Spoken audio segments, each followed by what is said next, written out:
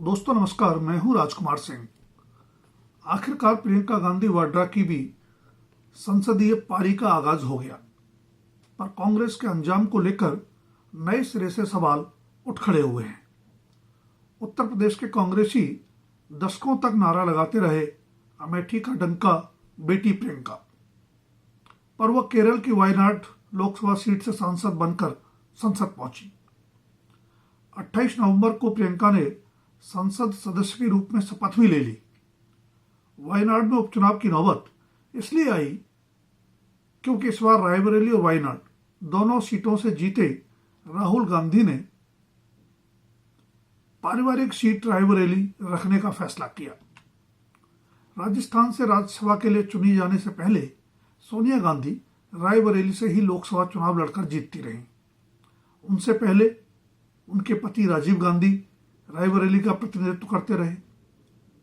फिरोज गांधी और इंदिरा गांधी भी रायबरेली से लोकसभा के लिए चुने जाते रहे। सोनिया गांधी द्वारा इस बार संसद जाने के लिए राज्यसभा का रास्ता चुने जाने के बाद अटकलें थी कि राहुल वायनाड और अपनी पुरानी सीट अमेठी से लड़ेंगे, जबकि प्रियंका गांधी रायबरेली से अपनी संसदीय राजनीति की शुरुआत करेंगे। लेकिन कांग्रेस ने चौंकाने वाला निर्णय लिया। परिवार और पार्टी के निष्ठावान किशोरीलाल शर्मा को अमेठी से स्मृति ईरानी के विरुद्ध चुनाव मैदान में उतारा गया, जबकि राहुल के लिए अपेक्षाकृत सुरक्षित समझी जाने वाली रायबरेली को चुना गया। कांग्रेस का दांव सफल भी रहा। रायबरेली से राहुल तो जीत ही गए, किशोरी ने भी अमेठी से स्मृति ईरानी को हराकर सबको चौंका दिया। वैसे राहुल और किशोरी दोनों के चुनाव प्रचार प्रबंधन की कमान प्रियंका गांधी ही संभालती नजर आई। जून में जब राहुल ने वायनाड छोड़ने का ऐलान किया, तभी उपचुनाव में प्रियंका के प्रत्याशी होने का भी फैसला मीडिया को बता दिया गया था। राहुल ने कहा था कि वायनाड के मतदाताओं को उनकी कमी महसूस न हो, इसलिए वहां से होने वाले उपचुनाव में बहन प्रियंका गांधी कांग्रेस की उम्मीदवार होंगी। बेशक वायनाड से प्रियंका की जीत में किसी को संदेह नहीं था, लेकिन भाई राहुल से भी ज्यादा अंतर से जीत हासिल कर उन्होंने चौंकाया है। प्रियंका 4 लाख से भी ज्यादा वोटों के अंतर से जीती है। उनका मुकाबला सत्तारूढ़ एलडीएफ प्रत्याशी से हुआ, जबकि बीजेपी उम्मीदवार तीसरे नंबर पर रहा। हालांकि वायनाड उपचुनाव से प्रियंका गांधी की संसदीय पारी का आगाज हुआ है, लेकिन वो राजनीति में नई नहीं है। खुद प्रियंका गांधी ने सोशल मीडिया पर लिखकर बताया कि वो 35 साल से राजनीति में सक्रिय हैं। यह भी लिखा कि 1989 में 17 साल की उम्र में पहली बार उन्होंने अपने पिता राजीव गांधी के लिए प्रचार किया था। सभी जानते हैं कि रायबरेली और अमेठी में वह अपनी मां और भाई के लिए अतीत में भी चुनाव प्रबंधन और राजनीतिक कामकाज देखती रही। प्रियंका की संसदीय राजनीति का आगाज ऐसा समय हुआ है जब 6 महीने पहले लोकसभा चुनाव में पुनरुत्थान के संकेत मिलने के बाद कांग्रेस फिर पछताल नजर आ रही है। अक्टूबर में हाथ में आती दिख रही हरियाणा की सत्ता फिसल गई, तो जम्मू कश्मीर में मित्र दल नेशनल कॉन्फ्रेंस की बड़ी जीत के बावजूद कांग्रेस मात्र 6 सीटों पर सिमट गई। फिर नवंबर में महाराष्ट्र में चुनावी पराभव का नया कीर्तिमान बनाया, तो झारखंड में अनुकूल माहौल के बावजूद कांग्रेस सीटें बढ़ाने में नाकाम रही।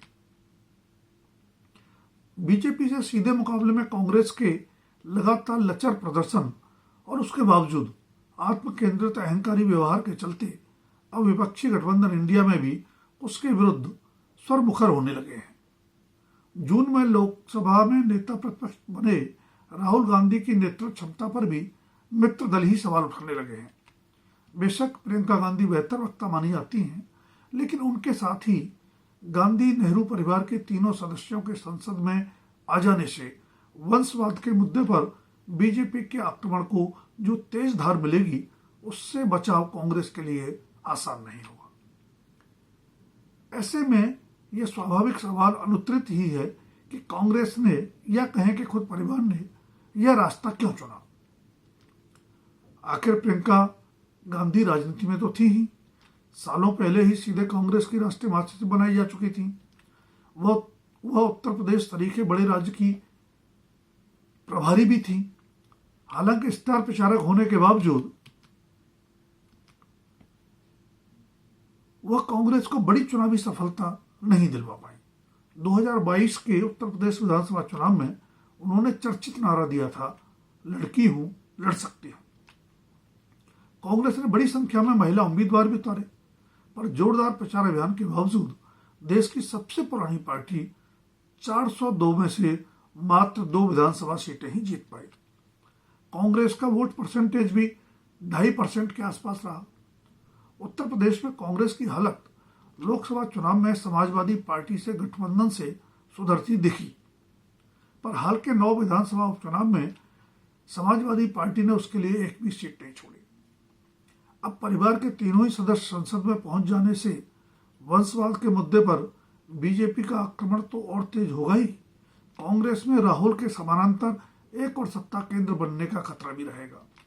ध्यान रहे कि पंजाब में कांग्रेस के पराभव का बड़ा कारण बने नवजोत सिंह सिद्धू को प्रियंका गांधी का समर्थक बताया जाता रहा है। उन्हीं की जिद के चलते पंजाब में पहले प्रदेश कांग्रेस अध्यक्ष बदला गया और फिर मुख्यमंत्री। इस उठापटक की अंतिम परिणति यह हुई कि मतदाताओं ने कांग्रेस को ही सत्ता से बेदखल करते हुए आम आदमी पार्टी को प्रचंड जनादेश 2022 में दे दिया। कांग्रेस शासित हिमाचल प्रदेश में भी प्रियंका का दखल रहता है। जाहिर है, प्रियंका और राहुल अगर एक दूसरे के पूरक की भूमिका निभाएंगे तो कांग्रेस की मजबूती में मददगार साबित होंगे, लेकिन यदि वे 2 अलग अलग सत्ता केंद्र बनकर प्रतिद्वंदी बन गए तो कमजोर कांग्रेस की मुश्किलें और बढ़ जाएंगी। प्रियंका गांधी के पति रॉबर्ट वाड्रा भी बीच बीच में चुनाव लड़कर समाज और देश की सेवा की इच्छा जताते रहे हैं। यह देखना महत्वपूर्ण होगा कि संगठन के बाद अब संसद में भी प्रियंका की एंट्री से रॉबर्ट वाड्रा की राजनीतिक भूमिका भी बढ़ेगी क्या। रॉबर्ट वाड्रा के विरुद्ध कई मुकदमे लंबित हैं। पत्नी प्रियंका के सांसद बन जाने के बाद उन मुकदमों की गति और गत देखना भी दिलचस्प होगा, जिसका राजनीतिक प्रभाव कांग्रेस पर पड़े बिना नहीं रह सकेगा। दोस्तों, अगर वीडियो पसंद आए तो लाइक, शेयर और सब्सक्राइब अवश्य करें। धन्यवाद। अभी के लिए इतना ही। जल्द फिर मिलेंगे किसी नए विषय के साथ।